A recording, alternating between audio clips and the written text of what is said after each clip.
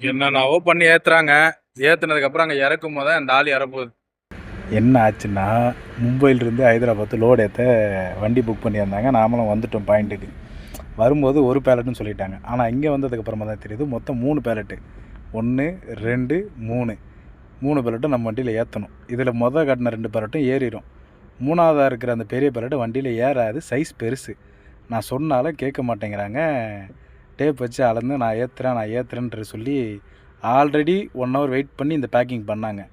இப்போ மறுபடியுமே வந்து அதை பிரித்து இன்னொரு பேக்கிங் பண்ணால் தான் ஏற்ற முடியும் நான் சொல்கிறேன். அது அங்கே இருக்கிற ஹிந்திக்காரங்களுக்கும் இந்த மராத்திக்காரங்களுக்கும் புரியலை.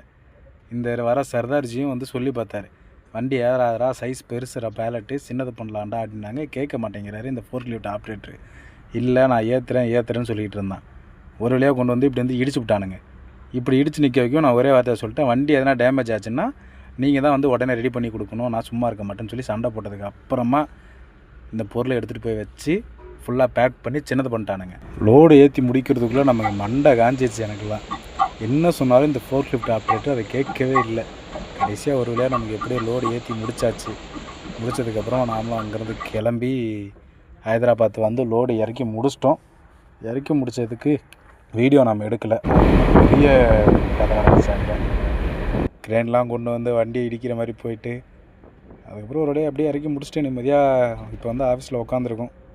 நல்லது, பார்ப்போம், பாய்.